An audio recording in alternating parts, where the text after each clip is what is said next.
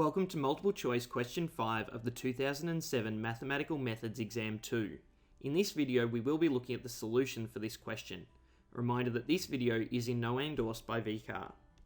And now before we move on, I'd just like to point out that a CAS calculator can be used to assist in answering this question. And I'll also show at the end of this video a second method for solving this sort of problem. So for question 5, we're given the simultaneous linear equations as shown, and we're asked that they have a unique solution only for one of the following options involving m.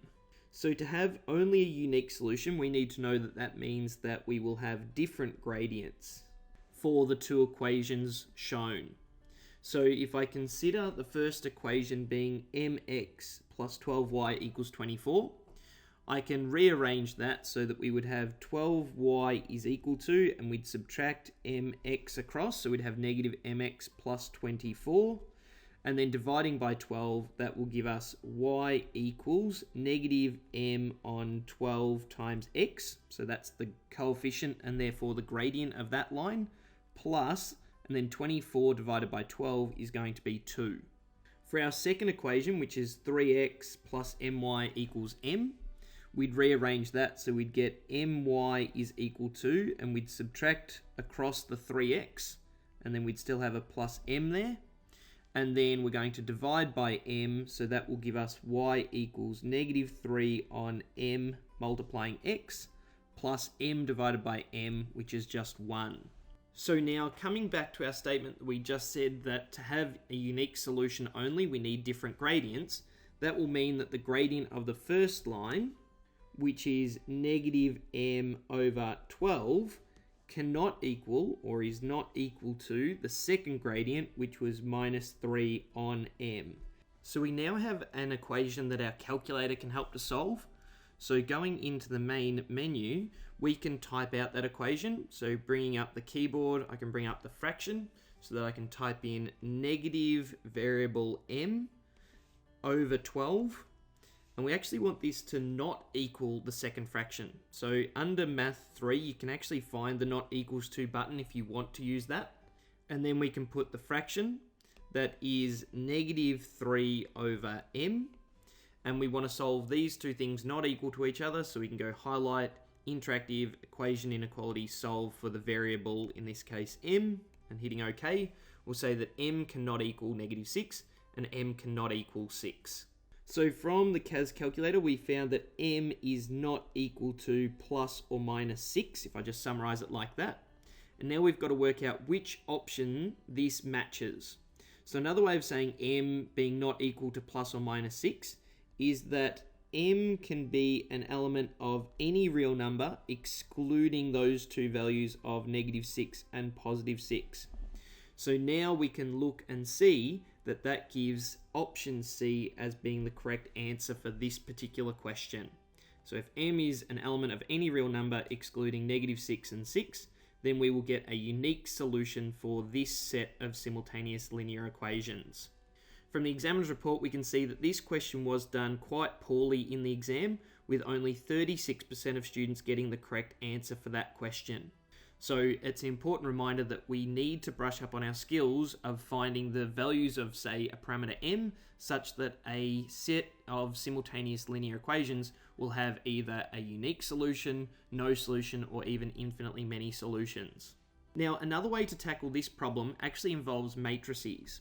So to have a unique solution only in terms of matrices is going to require the determinant, which is not the discriminant, it's something different. It's going to require the determinant to not equal 0. So let me just unpack what I mean by the determinant of this particular simultaneous set of equations.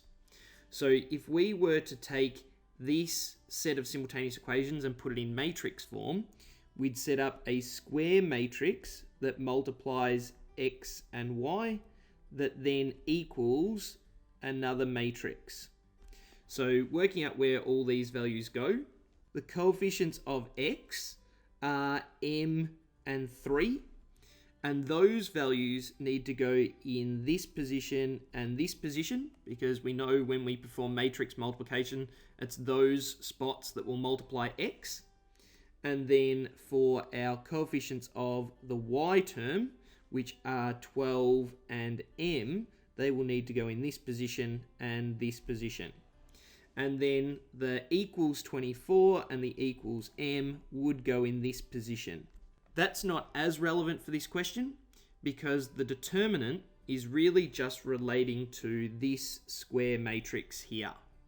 So before we go on, I'm just going to unpack what this idea of a determinant is. So if we have a matrix capital A, which is A, B, C, D, so a 2 by 2 square matrix, then the determinant of A, which I might call det A, is equal to A times D minus B times C.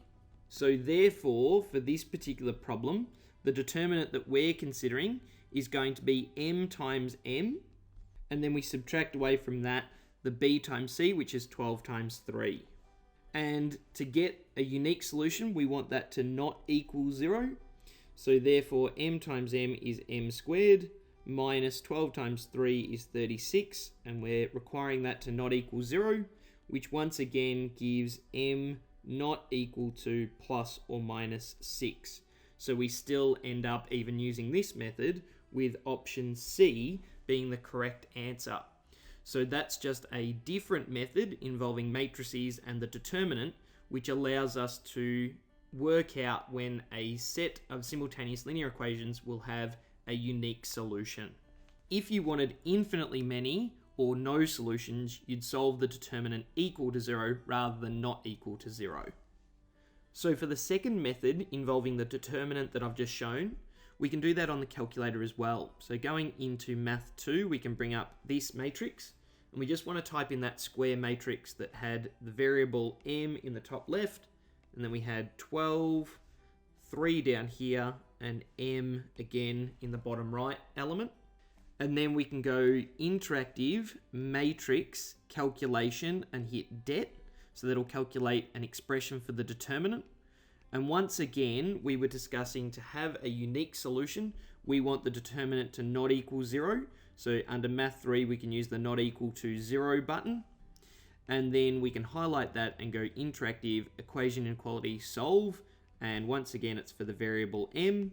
And this gives m not equal to -6, and m is not equal to 6 as well. So that's just another approach you can take for this type of question if you prefer.